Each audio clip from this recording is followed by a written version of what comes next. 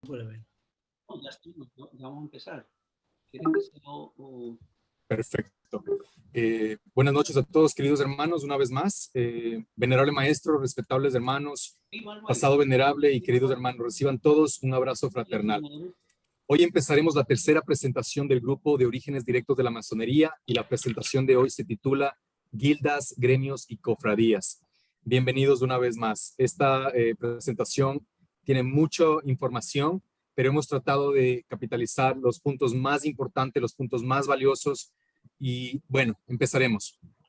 Quizás ustedes se pregunten qué significan estas palabras, guildas, gremios y cofradías.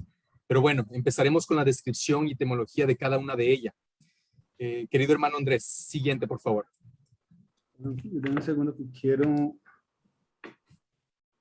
Perdón, es que tengo... Empezaremos primero con... Se le envía de nuevo. No, sigue, por favor. Perdón. Empezaremos primero con guildas. ¿Qué es una guilda? Viene del antiguo neerlandés gilde. Es una corporación de mercaderes o de comerciantes, una forma habitual de asociación de la Baja Edad Media, básicamente. Entonces, son hermandades de oficios que tenían como finalidad la ayuda mutua y la protección de intereses de los agremiados. Y más adelante les explicaré en detalle realmente qué eran guildas, cofradías y gremios y la comparación de los tres. Entonces, viene del origen germano. Hacia inicios de la era cristiana, celebraciones anuales con un invitado externo, casi siempre un menesteroso. Entonces, siguiente, querido hermano. Gremio. Es un conjunto de personas que tienen el mismo oficio o profesión. En la historia humana, los gremios han existido casi desde sus inicios, y más especialmente desde los primeros orígenes de la civilización. Cuando las personas comenzaron a especializarse en determinadas tareas sociales, puede ser pastores, tejedores, alfareros, agricultores, sacerdotes, médicos, etc. Entonces, desde la antigüedad, en civilizaciones de todas partes del mundo, ha existido la práctica de que las personas de un mismo gremio se asociaran o formaran corporaciones para reglamentar o básicamente ordenar el ejercicio del oficio. Entonces, existen tipos de registros de ellas entre los constructores de pirámides y obras del antiguo Egipto, Asiria, China, India, Persia y otras partes de Asia, así como la antigua Roma en Europa. Y los imperios, como no olvidar, Azteca, el imperio Inca en América, los cuales solían reglamentarse básicamente con la práctica de tales oficios.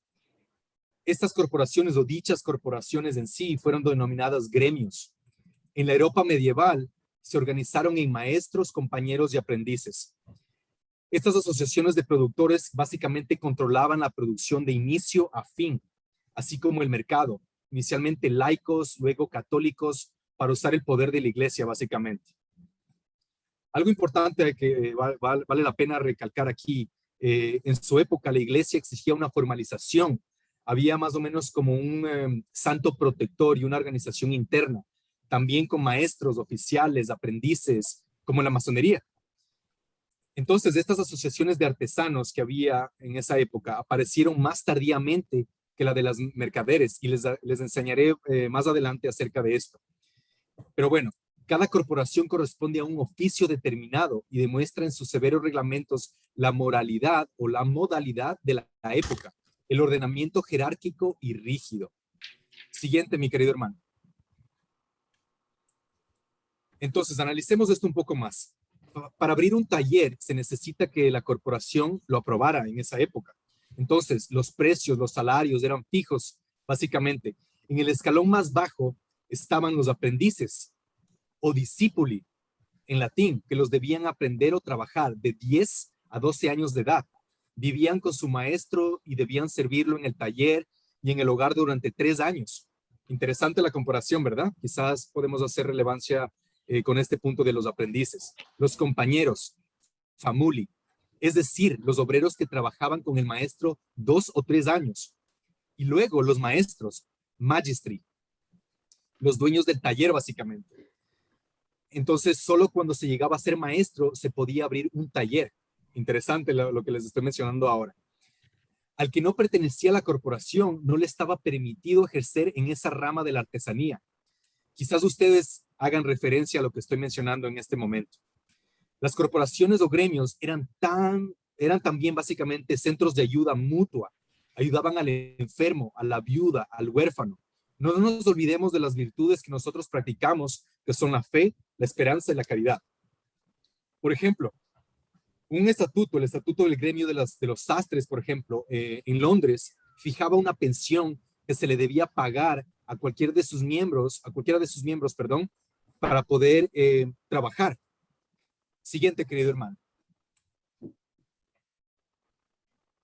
Cofradía. Esta palabra es interesante. Cofradía, como término general universal, designa diferentes tipos de agrupaciones, como hermandad, gremio, compañía, unión o unión de individuos. Es también compañía o unión de gentes para un fin determinado, a la manera de guilda o el propio gremio de productores, básicamente. También puede ser definido como una congregación o hermandad que forman algunos devotos, con autorización competente, para ejercitarse en obras de piedra, para ser un poco más inclusivo. Los orígenes de la masonería, entonces, data alrededor del siglo XIII, más o menos, iniciadas las cofradías por los gremios y las guildas de la construcción de catedrales medievales. En aquella época, desde diversas regiones de Europa, los constructores de grandes catedrales se daban cita en un lugar de la obra construyendo primero para el desarrollo de la construcción. Siguiente, mi querido hermano. Y aquí una palabra que siempre la utilizamos, logia. ¿Qué es la logia? El taller donde pasarían un importante tiempo de sus vidas. Entonces, estos gremios, estas agrupaciones, se reunían en logias. Era básicamente un espacio para la formación de los aprendices, el transmitir las instrucciones, los conocimientos, las técnicas de construcción. Y eran lugares cerrados, a los que las personas no habían sido admitidas o no podían participar si no eran aceptados por medio de una ceremonia de iniciación, en la que debían jurar fidelidad, lealtad a la logia, básicamente, a fin que los conocimientos y los saberes no salieran del gremio. Era tan cerrado en los grupos que básicamente la información que era impartida en ese momento no podía salir. Entonces, por medio de un juramento, que quizás podemos hacer referencia a todos y cada uno de nosotros en esta reunión. Pero entonces las logias eran, por tanto, verdaderas escuelas, centros de formación de técnica en las cuales se impartían, dependiendo del grado, diversas materias, desde el uso y mantención de las herramientas propias de la construcción, el mazo, el cincel, el nivel, el compás, la escuadra y otras herramientas, hasta las nociones más avanzadas de la geometría, del cálculo, la física, el dibujo, la lectura de planos, en tiempos donde primaba el analfabetismo. Entonces, estas logias estaban sometidas a una estricta estructura y rígida en jerarquía. Estaban lideradas por maestros albañiles, quienes tenían, entre otras funciones, planificar, diseñar las grandes obras arquitectónicas. Entonces, al momento de elaborar los programas de estudio por los distintos constructores que constituían una logia en sus diversos grados, en este caso el aprendiz, el de compañero y el de maestro. Pese a esa estructura y respectivas jerarquías que existían, las logias eran lugares en los cuales los integrantes podían expresarse libremente, intercambiar de manera fraternal entre hermanos de cofradía gremial, sin reparo sus ideas, pensamientos, conocimientos, sus afectos y más, etc. La admisión de este gremio o a estos gremios tenía una serie de requerimientos, entre los cuales el candidato debía cumplir con mucha exigencia, básicamente, el haber nacido libre, el ser de buenas costumbres y cumplir con el debido rito de iniciación. Muy importante la información que estamos compartiendo con ustedes en relación a lo que fueron las logias y lo que son las logias. Siguiente, querido hermano. Entonces, hemos dividido esta parte, los siguientes dos puntos que vamos a mencionarles en esta presentación, en primero, número 1, gremios comerciantes. El número 2 se los mencionaré en un momento. Entonces, ¿qué eran los gremios comerciantes? Básicamente eran el alborado de la Edad Media, básicamente, y como producto del crecimiento comercial que acompañó al cambio del milenio y el crecimiento de tamaño, la importancia de las ciudades y las villas aparecen en la vida económica europea. Entonces, estas agrupaciones sociales, caracterizadas por la búsqueda de un fin en común, que era el interés mercantil, básicamente, denominadas gremios. Entonces, de ahí salen los gremios de comerciantes. Estos nuevos agentes, como se les llamaba, eran agentes económicos que se dividen de acuerdo a la clasificación estamental de la sociedad, en gremios de comerciantes y posteriormente gremios de artesanos, que les detallaré más profundamente en un par de minutos. Entonces, su vigencia en Europa se mantiene desde el siglo X hasta el siglo XVII, más o menos. Entonces, sin embargo, durante los siglos XI y XII, estas organizaciones no son del todo independientes. Los estatutos que crearon son básicamente regidos en impuestos, en poder político municipal, y su autonomía no solo era de cuestiones del arte que practicaban, sino para poder fortalecer la economía. Estas expediciones comerciales se conocerán en los países de habla germana como gildas o como hansas, y en el sur de Europa como caritas o fraternidades. Lo normal es que los largos viajes compartidos por estos gremios, porque viajaban de lugar en lugar también, el interés común era una ganancia económica, y la convivencia permanentemente hacía que los miembros de estos gremios se produzca una cercana amistad. Entonces se extenderían los círculos sociales en estas épocas y familiares también. Es precisamente en un documento proveniente de una guilda en el año 1292, que básicamente el hermano Andrés les va a mencionar en respecto a esto, se menciona por primera vez el término logia, haciendo referencia al sitio de una reunión de sus miembros. Así, estas organizaciones, los gremios de comerciantes, van ganando una monopolización de su respectiva actividad mercantil y en importancia frente a los señores feudales, básicamente, que hasta entonces se concentraba todo el poder en las ciudades. Este poder se ejercitaba cada vez más con un poco sin timidez, de tal forma que con el paso de los años se controlaron los bienes de producción y la comercialización de los productos.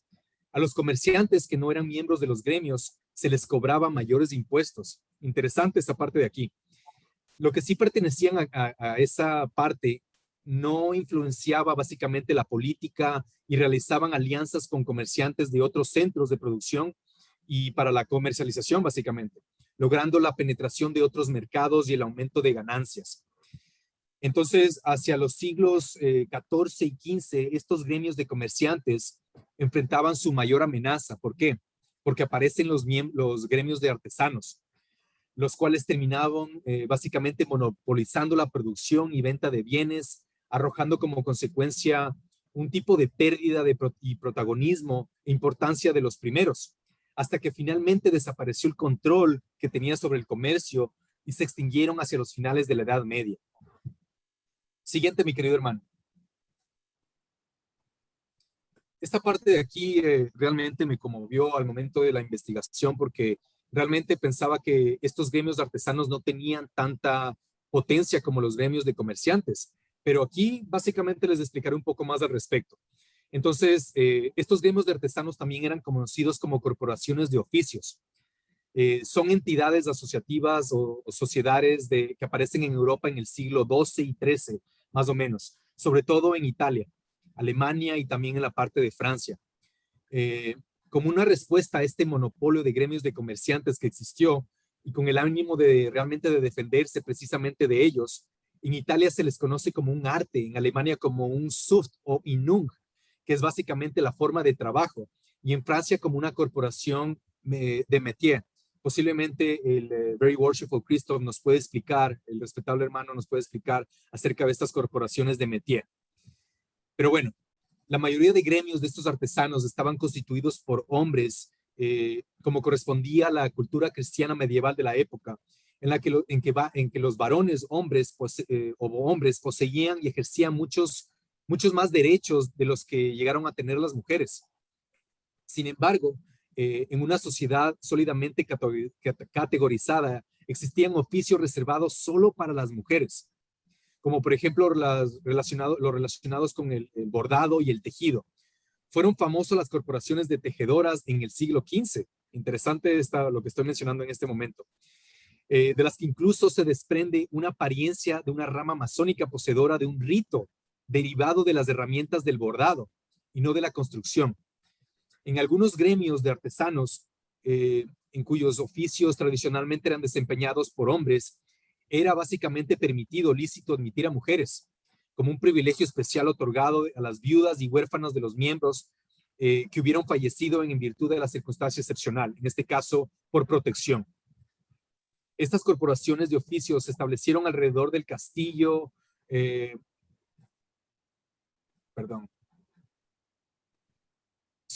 alrededor del castillo feudal, en las que las afueras de las ciudades para realizar actividades artesanales.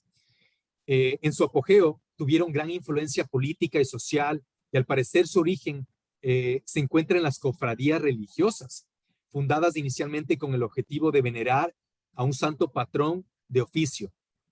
Los gremios de artesanos fueron desapareciendo desapareciendo o sobreviviendo al incorporar nuevos miembros, básicamente, que sin ser operarios del oficio respectivo, se desempeñaban en labores específicas, profesiones u oficios relacionados con el objeto inicial del gremio, tales como proveedores de materiales o insumos, médicos del gremio de contratista, es decir, entre el siglo aproximadamente XVI y comienzos del XVII, solo se sobrevivía en Europa los gremios de artesanos.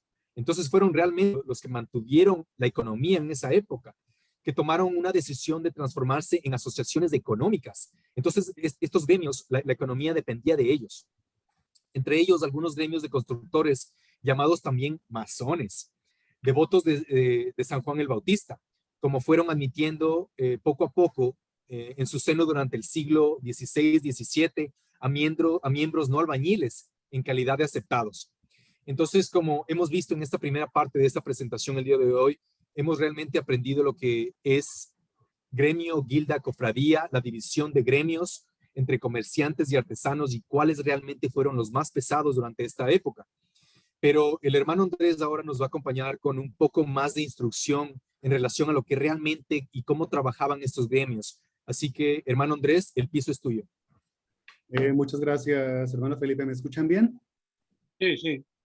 Bueno, excelente. Bueno, queridos hermanos, entonces, como hemos visto hasta ahora, las guildas fueron el resultado de un cambio evolutivo de las sociedades donde nacieron, ¿sí? Fue una necesidad de agrupación que estaba basada principalmente en la necesidad de protección mutua.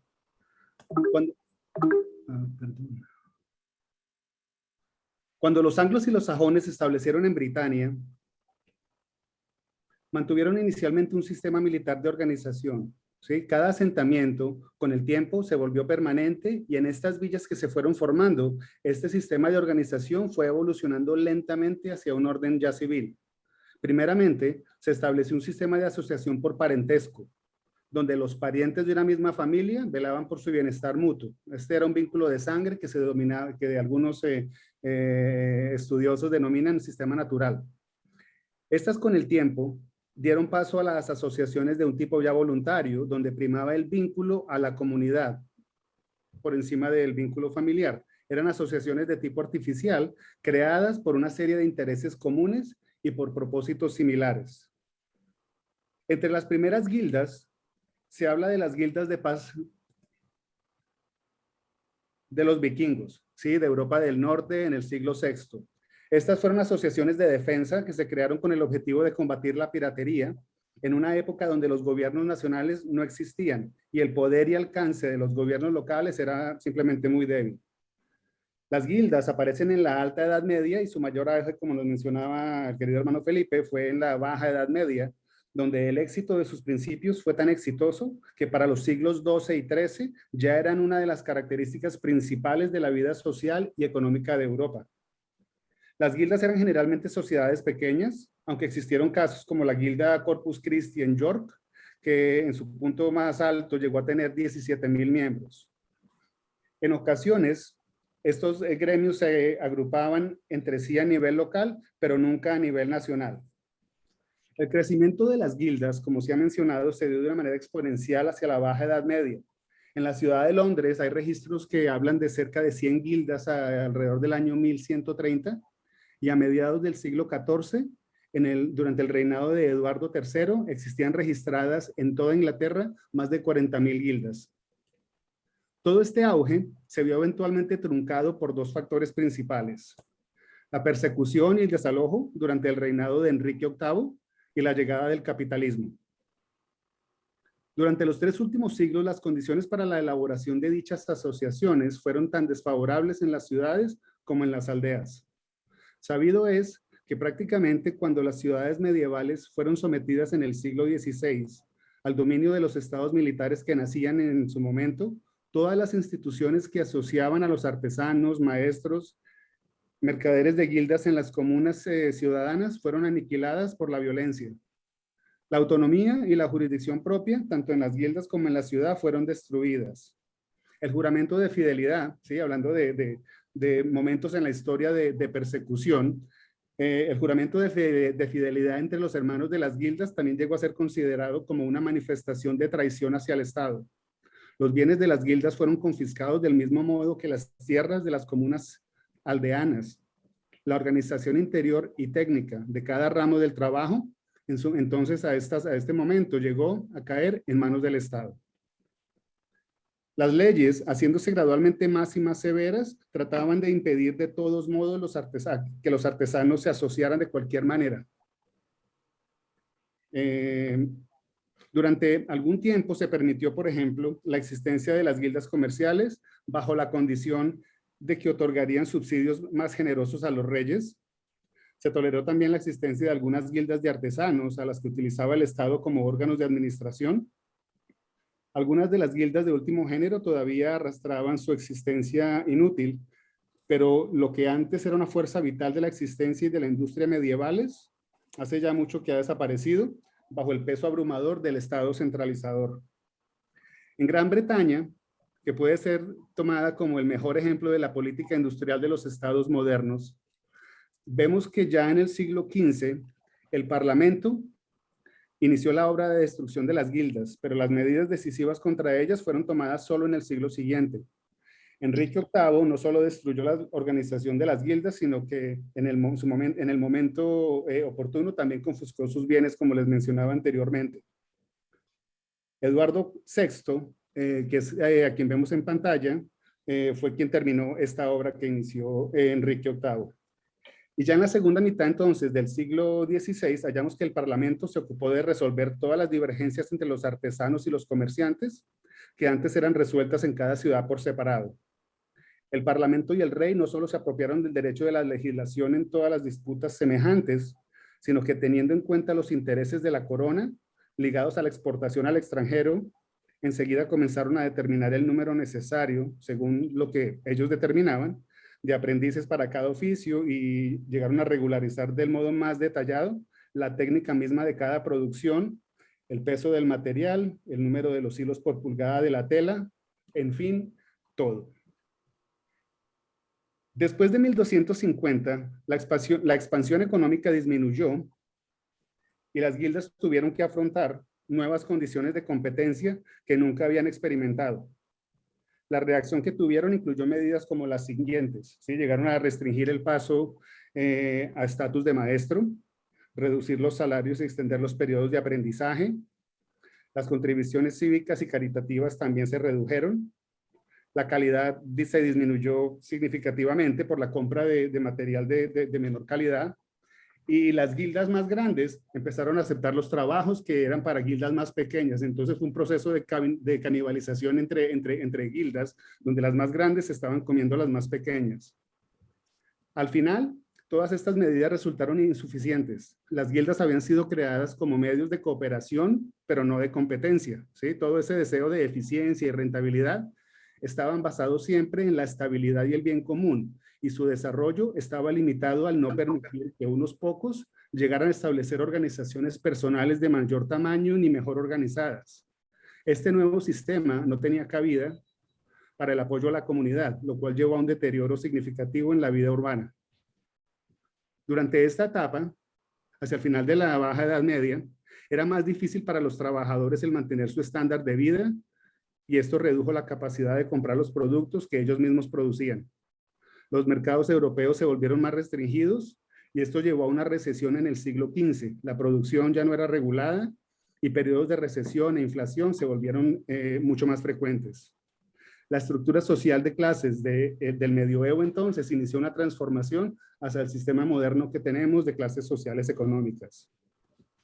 Se desarrolla en adelante y de manera gradual una evolución hacia un estado de cooperación mutua, eventualmente, entre gobiernos y gremios, dada la clara inhabilidad de los gobiernos de ser más eficientes en la determinación de precios, salarios y todo tipo de acuerdo entre amos y obreros. De los legados, entonces, que tenemos más importantes de esta época, ¿cierto? Y del desarrollo de estas guildas y gremios, podemos mencionar la manera en que estas agrupaciones establecieron sus propios códigos de conducta, que abarcaban una parte integral del artesano con la sociedad en que vivía. Se establecieron normas de comportamiento dentro y fuera de las canteras o de los talleres donde ellos desarrollaban su oficio. Y destacamos aquí entonces dos manuscritos que son de suma importancia para los masones. Estos son los Estatutos de los Canteros de Bolonia, de 1248, y el Poema Regio, de 1390. Los Estatutos de los Canteros de Bolonia es posiblemente el documento más antiguo que existe. Es testimonio histórico irrefutable que nos enseña cómo con orden y armonía se organizaron estos trabajadores dando gran valor ritualístico a su arte y oficio del muro y de la madera. En este documento hacen énfasis en varios puntos como los siguientes. El respeto a los gobernantes actuales y futuros de Bolonia, así como a las leyes de la comunidad de Bolonia hechas o por hacer, lo cual es un punto bastante importante.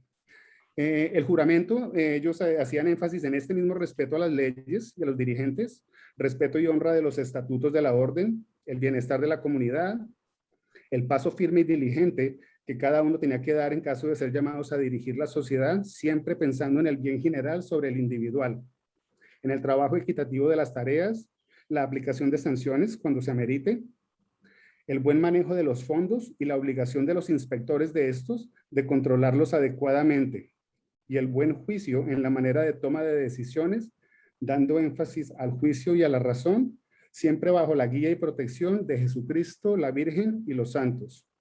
Había sanciones para los trabajadores que no se reportaran a su lugar de trabajo, sanciones por utilizar palabras injuriosas o por mentir.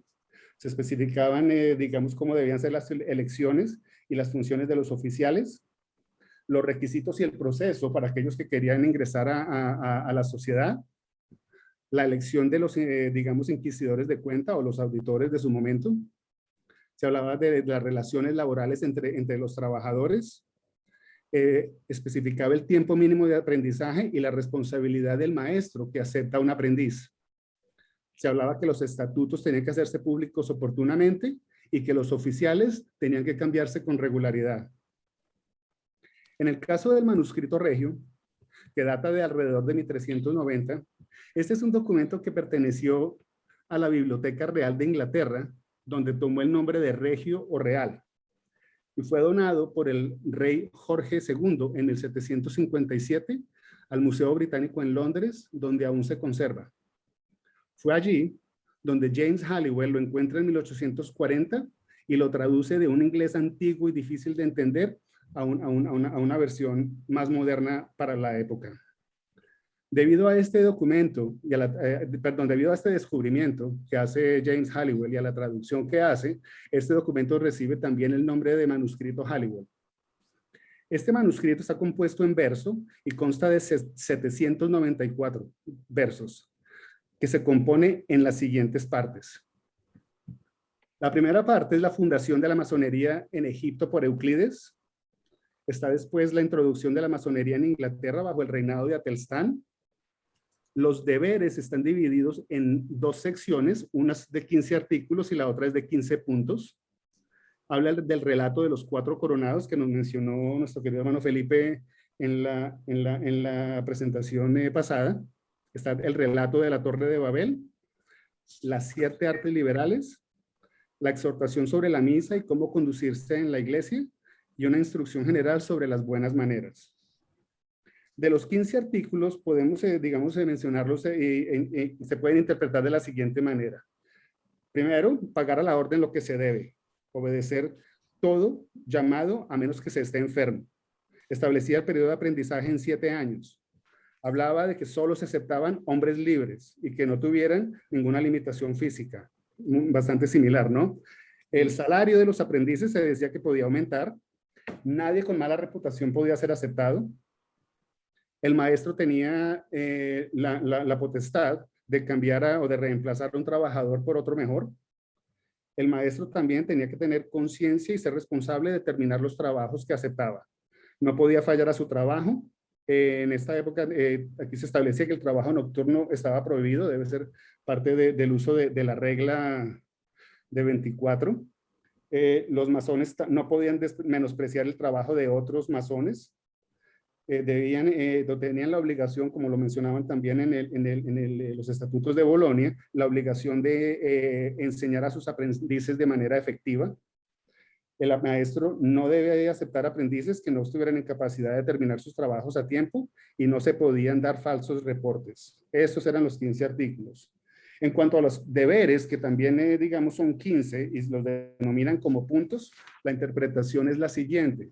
¿Sí? Por un lado está el amor a Dios y a la hermandad es obligatorio. Los festivos merecidos son permitidos. Los secretos deben mantenerse inviolados.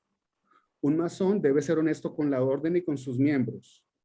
El maestro puede abandonar su trabajo solo cuando lo ha terminado. Y no se refiere a ese día o a esa noche, sino que el trabajo tiene que llevarse, digamos, a su conclusión de principio a fin si se acepta ese contrato, ¿no? Entonces, es interesante esa obligación. Las disputas, por ejemplo, se solucionan en los días festivos, no durante el tiempo de trabajo, que es algo también bastante interesante. El adulterio y la fornicación con esposa o concubina de otro masón estaba prohibido. Se habla que un masón o un maestro masón debe ser un buen mediador en la resolución de disputas, que un miembro debe estar presto siempre a servir a la logia y honesto en pagar sus deudas a tiempo, que un masón está obligado a vivir correctamente, pero que las ofensas se juzgan en la logia. Un masón está obligado a ayudar a sus hermanos a corregir errores de trabajo. Si un masón es libre, pero esa libertad, digamos, también es condicional, ¿no? Porque, digamos, si se falta a la ley, puede ser arrestado. Robar está prohibido y los ladrones serán expulsados. Los masones pueden ser juzgados en la logia en el cumplimiento de todos estos puntos y aquellos que sean encontrados culpables serán castigados.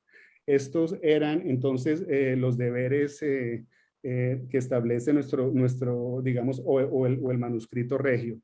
Algo interesante también acá es que hay quienes creen que los versos del 143 al 146 de este poema regio ofrecen testimonio de que ya entonces se aceptaban miembros ajenos al oficio. Este verso dice: en un antiguo escrito encuentro que el aprendiz debe ser de noble nacimiento, y así muchas veces hijos de grandes señores han adoptado esta geometría que es muy buena. Muy interesante, ¿no? Entonces, hermanos, muchas gracias a todos ustedes por su tiempo y por permitirnos en este espacio para la presentación de hoy. Nos despedimos ahora con los últimos versos de este poema, que en verdad es regio. Y dice así: que Cristo entonces, por su gracia celestial, os conceda el espíritu y el tiempo para comprender y leer este libro, a fin de obtener en recompensa el cielo. Amén, amén. Que así sea. Digamos todos con caridad. Que así sea. Cuanto, mis queridos So hermanos. mote it be. Hermano Felipe, te So devuelvo el mote it be. piso. Muchísimas gracias, querido hermano. Bueno, mis queridos hermanos, podemos